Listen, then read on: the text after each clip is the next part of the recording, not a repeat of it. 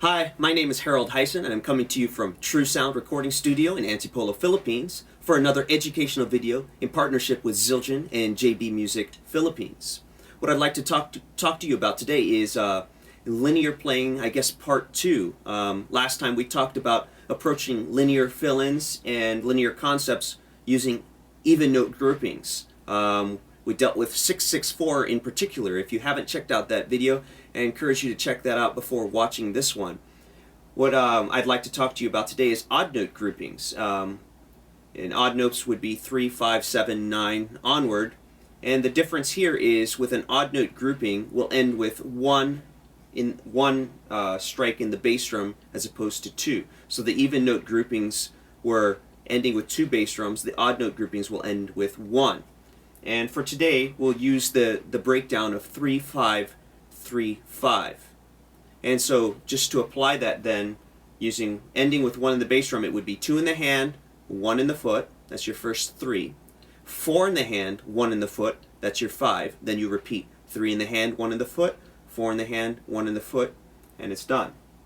So we'll put the quarter note time here. We're in 4/4. Remember, with linear time playing, or with these approach to linear fill-ins, in 4/4 time we have 16 16th notes available. So 5 and 3, or 3 and 5 in this case, is 8, plus another 8 because we repeat is 16, and so we have 1 bar of linear approach then. And it would sound like this.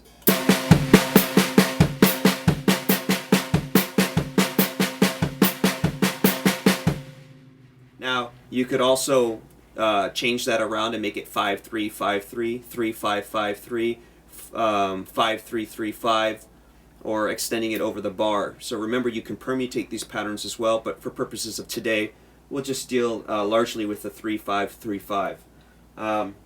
So once you've got it on the snare drum, it's basically the same approach. We'll apply it to a fill-in, but using just the snare drum as our sound source. And so we'll put it with a basic groove again. And so here we go.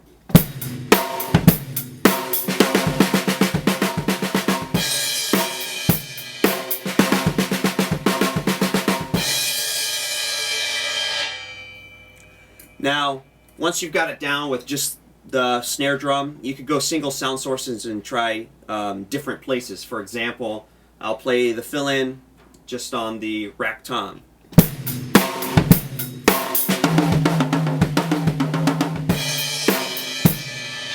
Putting it to just the floor tom to just practice the moves and getting from here to there.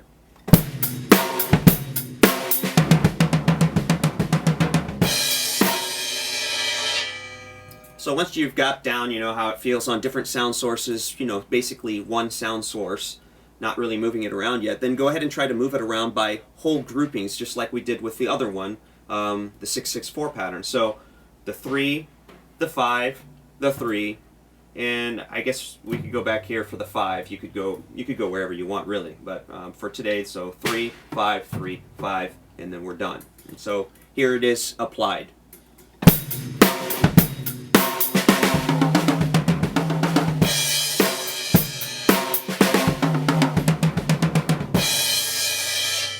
Sorry, stayed on the floor tom for that last one.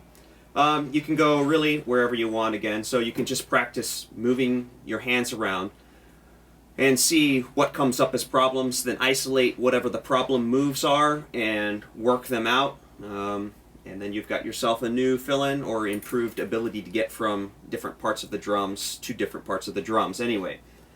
So now we can do the same thing that we did before as well, where we pull out different sticking partials of the 16ths, the 1st, the 2nd, the 3rd, or the 4th, because the 5 also has 4, just like the 6. And so that would sound like this then.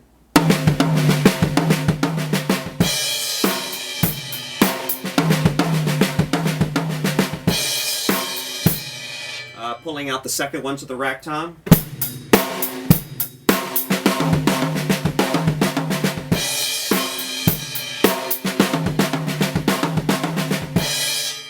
Pulling out the third one, so the 3 grouping doesn't have it, it's in the bass drum. Sounds like this.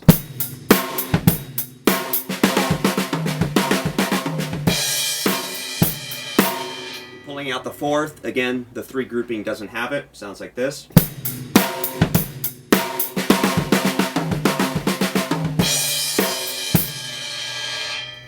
Then you can try just patterns where you move it around in different ways, or even playing it between the hi-hat and the snare for a groove-based type of a fill. And so to start off, let's go ahead and try that, a groove-based type of a fill.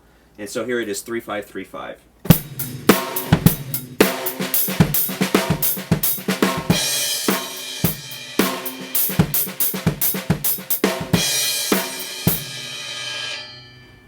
You can hear, like on the first version I brought my hand down in the fives, and the second one on the last part I put in an accent.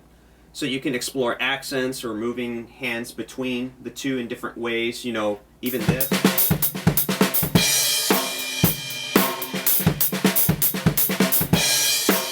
So really a lot of potential to use linear fill-ins. One thing that you can do as well, with this one you can also apply it to the halftime approach like we did last time. I'll demonstrate that quickly. Halftime funk using the linear approach as 30-second notes.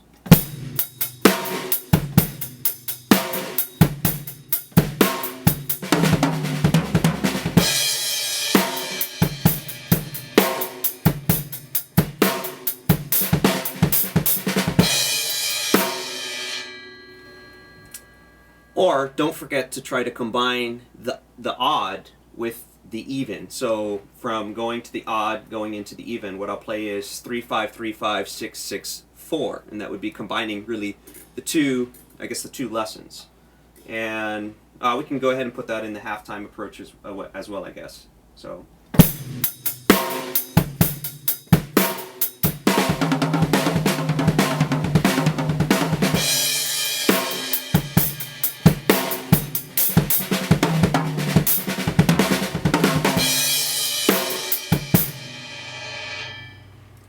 'Even with the 3-5-3-5 approach, just to show you some examples that are available with the permutation, if we move it around the drum set, let's try 3-3-5-5 now, just to give you an example, and we'll put it to a kind of medium tempo type thing.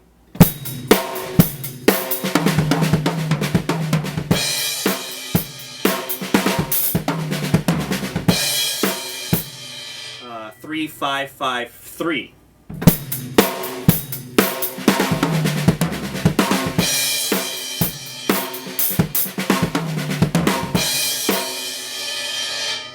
As you can see, there's really a lot of possibilities for developing linear ideas on the drums for fill-ins and for groove-based type things. So try to explore the possibilities, especially as they apply to the styles that you're playing right now, the tempos that you're playing right now, so that they can immediately, be used in your vocabulary and expand the possibilities that you have to draw from.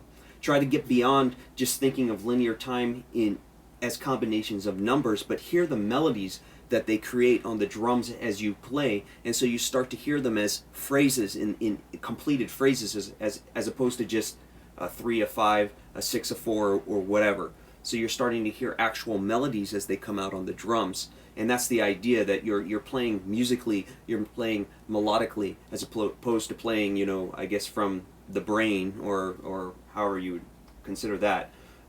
So have fun exploring the possibilities. There's really a lot to try out and to have fun exploring. See you for the next video.